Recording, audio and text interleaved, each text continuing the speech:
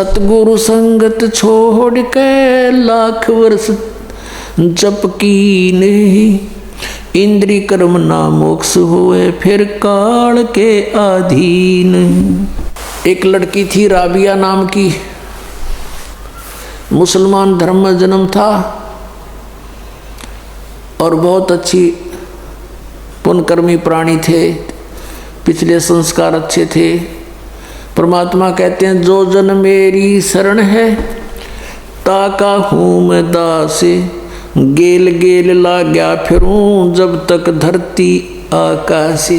पुण्यात्मा आप कोई आम आत्मा नहीं हो, आप कभी ना कभी परमेश्वर कबीर जी के चरणों में रहे हो। जैसे आज से 600 वर्ष पहले सन 1398 से सन 1518 तक परमात्मा 120 वर्ष तक यहाँ पृथ्वी पर रहे, एज ए सतगुरु रूप में रहे और स्वयं परमात्मा भी थे। यहीं से इस पूरे ब्रह्मांडों का रिमोट उनके हाथ में था।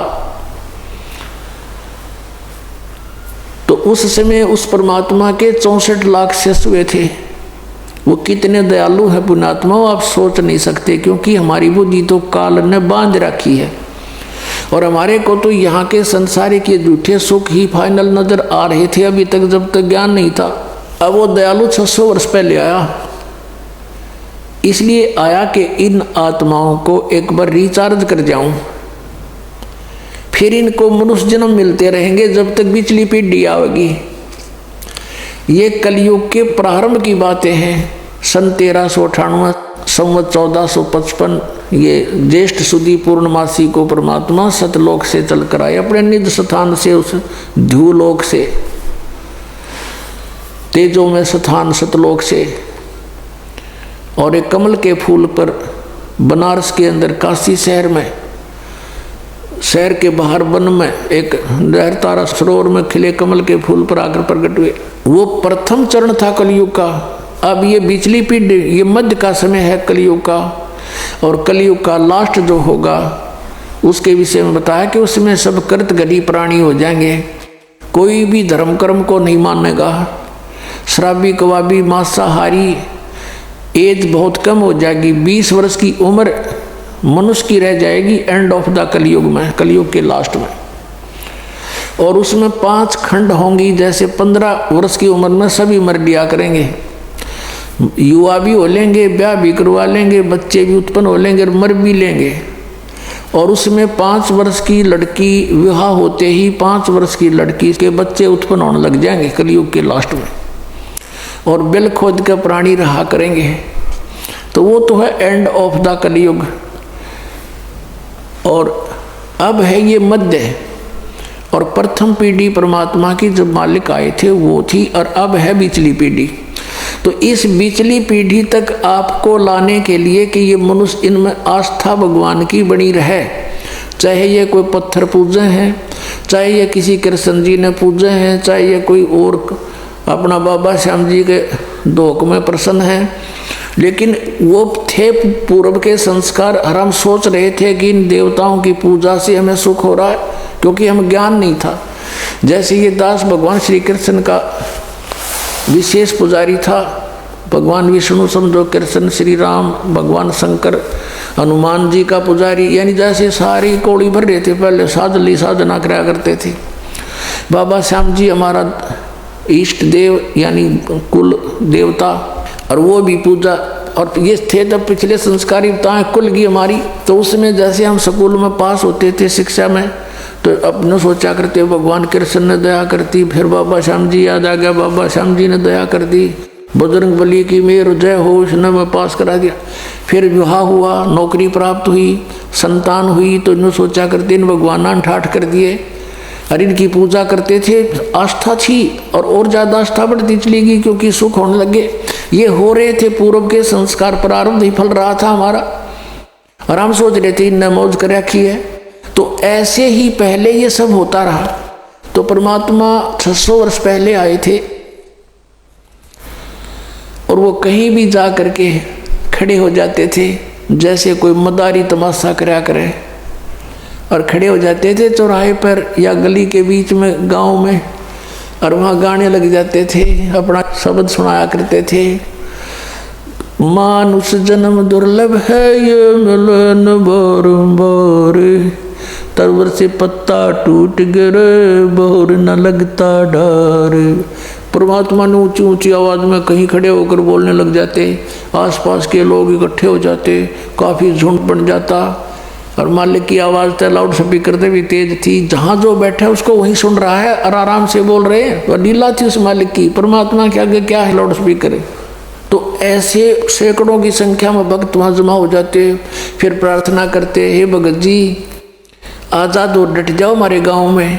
अच्छा भाई डट जाऊंगा, वो तो गए इस उद्देश्य से थे। फिर अगले दिन फिर परमात्मा शाम ने भी सुनाते, दिन में वो अपना धंधा करे थे, शाम ने फिर कराएंगे भैया जी हो।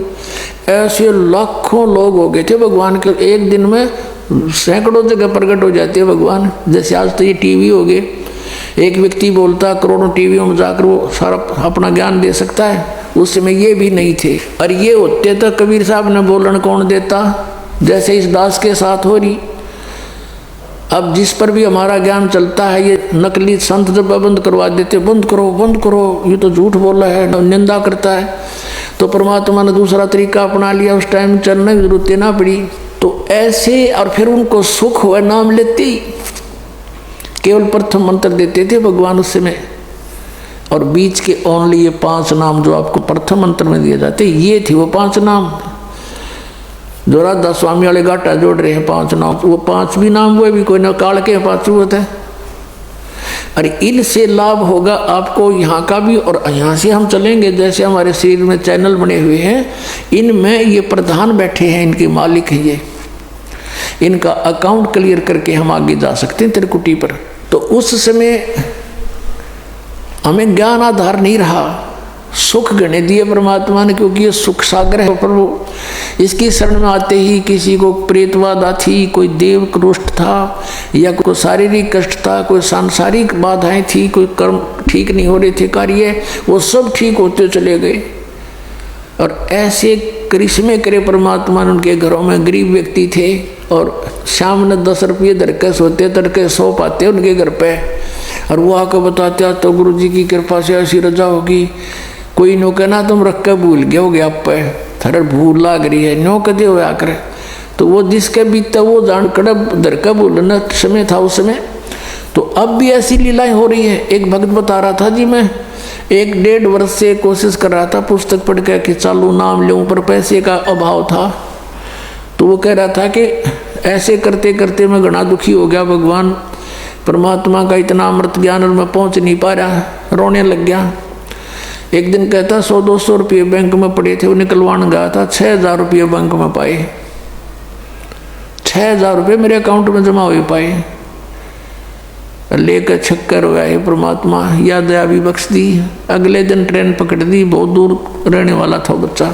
तो ऐसी ऐसी लीलातियाँ लाखों करेगा परमात्मा आपके लिए, लेकिन आप किसी और को बताओगे उन्हों का झूठ बोल रहे हैं, क्योंकि उनके साथ कभी ऐसा हुआ नहीं। हुआ क्यों नहीं? क्योंकि उनको पावर का कनेक्शन मिला नहीं। जो मैनुअली जो कार्य होता है, पावर का काम उससे अलग होता है।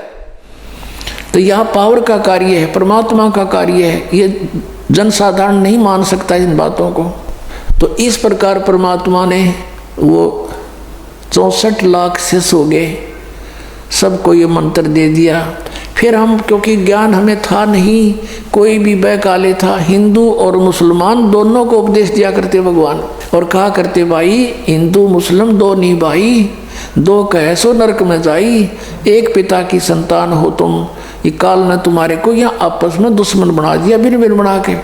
बुद्धिमान लोग थे, मानते भी थे, लेकिन भक्ति करने से जो उनको सुख हुआ नाम से, तो भले ही वो किसी मजहब में रह रहे थे, लेकिन भक्ति मालिक वाली करते रहे अंदर से। लेकिन कुछ समय के बाद क्या होता है इस प्राणी के साथ कि इसको सुख घना हो जाता है, क्योंकि मालिक सुखदाई है, ये दयालु परमात्मा है। इसकी जरा सी मेहर से इतना सुख हो जाता है, जीव बौंदल जाता है, विचलित हो जाता है।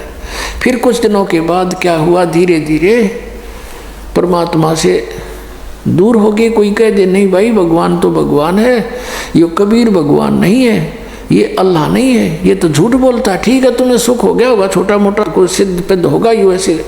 तो इस तरह उन्होंने, हमें ज्ञान ना होने से अपने मजहब के लोगों ने परमात्मा से हमें पुनः दूर कर दिया, लेकिन उस मालिक का उद्देश्य था वो पूरा हुआ।